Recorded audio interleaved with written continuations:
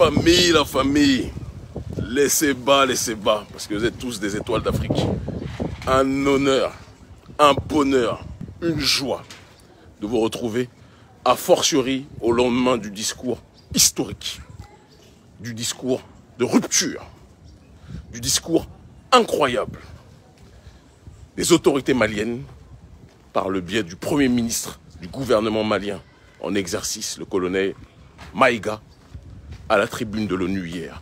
Après ce discours de rupture historique vis-à-vis du colonialisme, puisque le colonialisme a enfin entendu, dans les instances de l'ONU, depuis la mort de Kadhafi, on n'avait pas entendu un discours avec une telle fermeté. Depuis la mort de Kadhafi, on n'avait pas entendu un discours avec une telle dignité.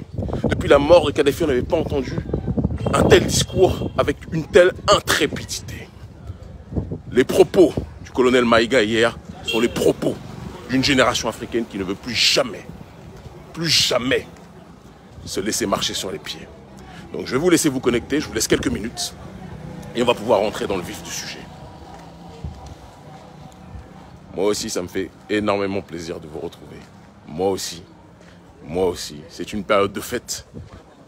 Nous, on ne fête pas Noël, mais je peux vous assurer que là, c'est comme si le Tout-Puissant nous a donné le plus beau cadeau venant du ciel. Ça va mon frère? Ça va bien? C'est incroyable. C'est historique. Ce qui se passe là est historique. Et il faut qu'on en parle.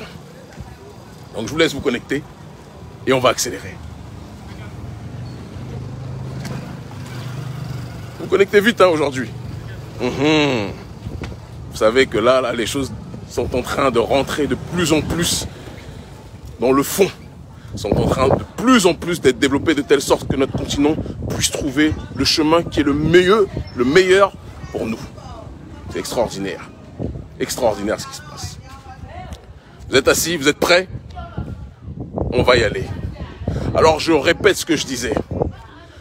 Le discours hier du Premier ministre malien, du colonel, et je vous demande s'il vous plaît, à chaque fois vous prononcerez le nom de ce dernier, le représentant donc d'Assimi Goïta, le vaillant, le colonel Abdoulaye Maïga, a tenu hier un discours historique, un discours de rupture épistémologique, un discours de dignité, un discours en altitude, un discours en droite attitude vis-à-vis du système néocolonial qui ne cesse de vouloir asphyxier nos populations. Un discours de fraternité en direction de ceux qui veulent partager leur fraternité avec les Africains, mais un discours d'hostilité vis-à-vis de ceux qui combattent l'Afrique, qu'ils soient de l'extérieur ou de l'intérieur du continent. J'ai vu certains plaisantins qui nous ont dit que le colonel Maïga a eu un discours injurieux, un discours irrespectueux, un discours incendiaire. Et j'ai souri. J'ai souri parce que je ne peux pas comprendre que quand les autorités françaises ou quand le milicien pro-occidental de Libye ou d'ailleurs, Bazoum, injurie le Mali et attaque l'Afrique, je ne peux pas comprendre qu'il soit dans une logique d'être validé par ces mêmes personnes qui disent que le discours du Mali était un discours incendiaire. Mais quand le Mali se défend, vous puissiez qualifier ce dernier d'être injurieux, provocateur et incendiaire. Il va falloir arrêter avec cette démarche-là. Il va falloir arrêter avec ce comportement-là. La nouvelle génération africaine dit les choses telles qu'elle les pense. La nouvelle génération africaine est dans une logique anticolonialiste et le proclame vis-à-vis de qui veut l'entendre. Nous avons notre façon de nous exprimer, nous avons notre façon de faire entendre notre dignité. Et je vous le dis, c'est le cycle de la réciprocité. C'est de ça dont il s'agit. Si vous ne comprenez pas ça là maintenant, vous n'aurez rien compris. Le colonel Maïga a rappelé aux donneurs de leçons qu'avant de regarder le cheveu dans le regard, dans les yeux des uns, il va falloir plutôt se pencher sur la poutre qui est dans les yeux de ceux qui portent les mêmes critiques. C'est important de se plonger dessus. Quand on entend Alassane Dramane Ouattara exiger le retour au processus démocratique, alors que le même Alassane Dramane Ouattara a fait un coup d'état institutionnel en briguant un 3e mandat, vous comprenez qu'il est un petit peu étrange que ces derniers puissent se poser en détenteur de la démocratie. J'espère que vous m'entendez, il y a beaucoup de vent, mais j'espère que vous m'entendez.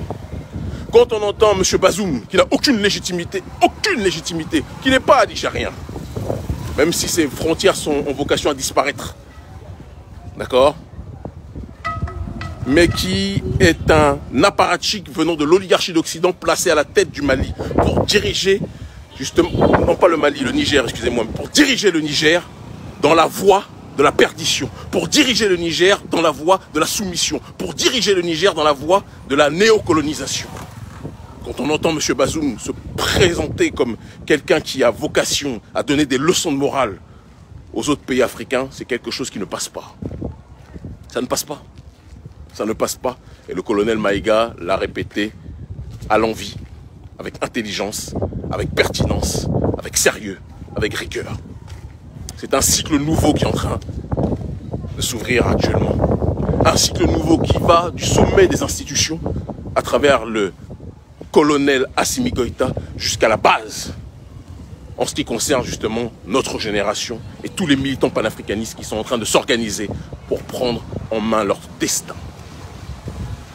On vous l'a annoncé, nous serons incessamment sous peu du côté du Mali, où nous allons installer officiellement le siège de notre bureau international de l'organisation.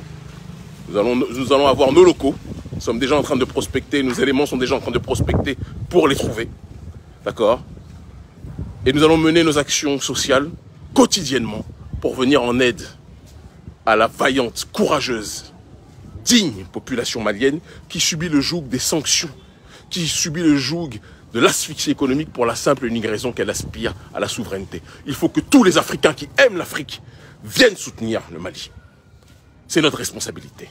On ne vient pas pour autre chose que pour aider, pour apporter notre soutien sous quelque forme que ce soit.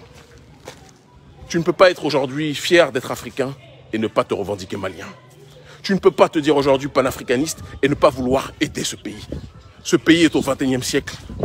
Ce que l'Algérie était dans les années 60 au XXe siècle. C'est le pays de la liberté. C'est le pays de la résurrection africaine. C'est le pays de la révolution africaine. Africa is not dead. Elle n'est pas encore morte. Elle n'est pas encore morte. Et nous en sommes l'illustration. À tous ceux qui nous disent, Kémy, tu ne peux pas soutenir un gouvernement de putschistes. J'ai envie de vous rappeler que Thomas Sankara était un putschiste. J'ai envie de vous rappeler que Kadhafi était un putschiste. J'ai envie de vous rappeler que Jerry Rawlings était un putschiste. C'était des militaires qui ont fait des coups d'État. D'accord? Mais ils ont porté l'Afrique comme aucun de vos présidents marionnettes en costard-cravate n'ont pu le faire.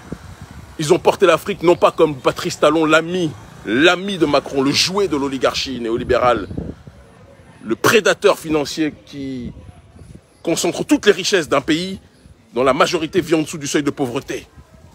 Alors c'est vrai que ce n'est pas l'indice de développement humain qu'on cherche à avoir. Hein. Donc on se masque derrière le développement sur le terrain infrastructurel. Mais la population souffre ici. Mais elle n'a pas la dignité dans les yeux de cet individu qui va mendier de l'aide, qui va mendier le soutien, qui va mendier une hypothétique alliance avec le haut patronat français, quand on sait ce que ce haut patronat français pense en réalité de la population africaine. Non. Avec des gens comme Assimi Goïta, le colonel Maïga et les autres, c'est une volonté de rupture réelle vis-à-vis du monde unipolaire. C'est une volonté de nouvelle connexion vis-à-vis d'un monde qui ne demande qu'une seule chose, qu'il y ait plusieurs pôles civilisationnels qui puissent se faire entendre. Le pôle africain, le pôle de l'Est, le pôle russe, le pôle sud-américain, le pôle chinois, le pôle indien. Que toutes les contrées, les formes civilisationnelles qui ont envie de faire entendre leur voix fassent entendre ces voix-là en ce XXIe siècle. C'est ce monde multipolaire auquel nous aspirons. Un monde d'égalité. Un monde où il n'y aura pas que l'Occident qui va nous dire ce qui est bon ou mauvais pour le reste de l'humanité. C'est de ça dont il s'agit. C'est de ça dont il s'agit. Vous êtes 6000 connectés. Vous pouvez mieux faire. C'est de ça dont il s'agit. Et c'est pour ça que nous allons venir nous-mêmes au Mali, pour accélérer ce processus pour soutenir plus encore le gouvernement malien et pour soutenir plus encore la population malienne. C'est très important qu'on le fasse. C'est très important qu'on le fasse. Lorsqu'on a entamé ce processus de révolution panafricaniste au XXIe siècle, à travers la campagne contre le franc CFA, les bases militaires, dès 2016-2017, ils nous prenaient pour des fous. Ils disaient, ces gens-là sont en train de parler, c'est du populisme, ça ne sert à rien. Quand on dénonçait la France-Afrique, ils disaient, mais qui va les écouter? Aujourd'hui, mes chers frères, mes chères sœurs, vous voyez par vous-même, toute l'Afrique francophone, entre guillemets francophone, parce que là aussi c'est une hypocrisie que de la nommer ainsi, l'Afrique de l'enclos colonial français, c'est mieux de l'appeler ainsi, d'accord, est en ébullition. La nouvelle génération est en ébullition. La nouvelle génération est dans un processus d'autodétermination. Pas de détermination par la Russie, parce que nous nous laisserons dicter notre chemin par personne. Détermination par nous-mêmes, pour nos propres destinées, en choisissant par nous-mêmes, pour nous-mêmes, ce que nous estimons être le mieux en termes d'alliance, en termes de partenariat, en termes de connexion visant à l'amélioration des conditions de vie de nos populations. Je suis ému, je suis heureux. Et j'ai vraiment pitié. Il y a un adage qui dit qu'il suffit d'une once de lumière dans une salle auparavant teintée d'obscurité pour qu'on réalise que quand cette once de lumière disparaît, l'obscurité est d'une intensité qui dépasse l'entendement. C'est ce qui se passe avec le discours du colonel Maïga. Il a suffi que quelqu'un ait un discours normal d'homme, parce que c'est un discours normal à la base. Le courage et la dignité africaine, normalement, on est du domaine de la justesse, de l'équilibre et de ce qui devrait être la norme. Mais dans un monde rempli de lâcheté, dans un monde rempli d'hypocrisie, dans un monde rempli de dirigeants africains les plus corrompus qui existent, le discours du colonel Maïga devient un discours historique.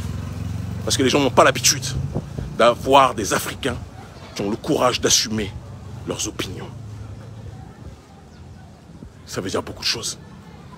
Vous pensez que Alassane Dramane Ouattara aurait pu tenir ce discours? Vous l'avez vu à Ouattara à la tribune de l'ONU? On dirait qu'il avait pris 45 somnifères. Il parlait, il n'arrivait même pas à tenir debout. Vous avez vu ça comme moi? Ou il n'y a que moi qui ai vu ça? Parce que je sais que la plupart ne regardent même pas Ouattara, on ne lui donne même pas l'heure. Il n'y a que les Occidentaux qui regardent leur caniche Ouattara pour savoir s'il se tient bien, s'il dit exactement ce qu'ils lui ont dit de dire. Mais vous voyez de l'autre côté des gens comme les Bazoum, est-ce qu'ils se seraient prononcés de cette façon? Est-ce que Patrice Talon aurait eu le courage de se prononcer de cette façon? Jamais. Parce que ces gens-là sont des mangeurs, des rongeurs, pour aller plus loin. D'accord? Des rongeurs qui mangent dans la main de la France. Ils rongent la main de la France pour chercher leur petit gruyère, leur petit fromage. C'est de ça dont il s'agit. Vous avez vu, le soleil tape, hein? Il tape. C'est ça l'Afrique. Et c'est ça qu'on aime. Mes chers frères, mes chères sœurs, soutenons le Mali. Protégeons le Mali. On ne peut pas être panafricaniste aujourd'hui et ne pas porter le Mali. Et c'est pour cette raison que nous allons nous installer dans les jours à venir à Bamako et apporter notre aide intense sur le terrain social aux populations maliennes. Certains ont dit oui, Kémy, tu vas t'installer là-bas parce que les autorités maliennes te payent pour ça. Non, non, non, non, non. On vient avec les ressources de l'ONG, d'accord, avec les moyens de l'ONG, et on va apporter notre aide par ce biais-là. Parallèlement à cela, comme je vous l'ai dit, il y a le média AR, Afrique Résurrection, qui courant octobre, d'accord, va être diffusé dans le même format que Brut, AJ+, d'accord, un média impactant sur les réseaux sociaux 100% panafricaniste, avec diverses autres figures en vogue du panafricanisme ou de la conscience noire de manière générale 2.0, de la conscience noire, très important, d'accord, qui seront présents dans ce média. Géopolitique, humour, éducation, sport, musique, actualité, tous les sujets économiques, tous les sujets seront balayés, seront abordés, seront évoqués. Nous sommes la génération du changement. Nous sommes la génération du changement, ne l'oubliez pas. Ils ont voulu vous faire croire que vous ne pourriez rien changer. Ils ont voulu vous faire croire que, comme le disait Gilles Colteron par rapport à la télévision, que la révolution ne serait pas googlisée. Comme Gilles Colteron disait que la révolution ne sera pas télévisée. Mais je peux vous assurer qu'en ce 21e siècle, chacun d'entre vous, où que vous soyez, avec les diverses méthodes de communication, vous devenez des guerriers de la liberté. Et ça, personne sur cette terre ne pourra l'empêcher. J'espère que les autres pays vont suivre et je ne vais pas vous mentir, je fais une prière chaque matin qu'il y ait le plus possible de militaires qui prennent leurs responsabilités en Afrique dans la voie du colonel Assimi Goïta et de ceux qui lui ressemblent. Je prie chaque jour que Dieu fait que dans tous les pays, je répète, parce que je sais que la presse aime reprendre ce qu'on dit, je prie chaque jour que Dieu fait qu'il y ait des militaires dans la même veine que le groupe du colonel Assimi Goïta qui prennent leurs responsabilités dans la plupart de nos États. Je prie chaque jour pour ça. Dans tous les pays, oui. Certains vont dire qu'Emile est en train de dire que tu veux qu'il y ait ça partout en Afrique, même dans ton... Je veux qu'il y ait ça partout. Soit on laisse la véritable voie démocratique, c'est-à-dire véritablement le peuple s'exprimer, mais dans la plupart de nos États, les élections sont truquées, soit que les militaires prennent leurs responsabilités. C'est ce qu'on demande. C'est ce qu'on demande. Et c'est ce qu'on aura. Qu'ils le veuillent pas. La famille, je vous aime. Je suis tellement heureux. Tellement heureux. Tellement heureux. J'étais obligé de partager cela avec vous. Le discours de la rupture. La France qui passe son temps à donner des leçons, qualifiée pour ce qu'elle est, le gouvernement français, une junte au pouvoir. Une junte au pouvoir. Une junte envoyée par la banque de Rothschild, avec à sa tête l'influenceur en chef, promu par cette banque de Rothschild, Emmanuel Macron. C'est ce qu'est le gouvernement français aujourd'hui. Un gouvernement illégitime, combattu par le prolétariat français, combattu par les gilets jaunes, combattu par tous ceux qui souffrent en France et qui vient donner des leçons de ce qui devrait être fait ou ne pas être fait sur le continent africain. Mais qu'est-ce que c'est risible! Qu'est-ce que c'est risible! Cette période est révolue. La nouvelle Afrique se lève et je peux vous assurer qu'elle va illuminer le reste de l'humanité pendant très longtemps. Nous nous y attelons. Je vous aime en crever. Je vous donne rendez-vous prochainement. Bamako, nous y sommes. On arrive. Action sociale en cours de téléchargement. D'accord? Le média AR Afrique Résurrection en cours de téléchargement. Soyez prêts. Quant à l'oligarchie française, la junte française, les agents des forces obscurantistes, nous vous avons à l'œil. Vous êtes contre nous, nous sommes contre vous. Ça sera à la vie ou à la mort. Ils finiront par comprendre, l'Afrique libre ou la mort, nous vaincrons. Je vous aime.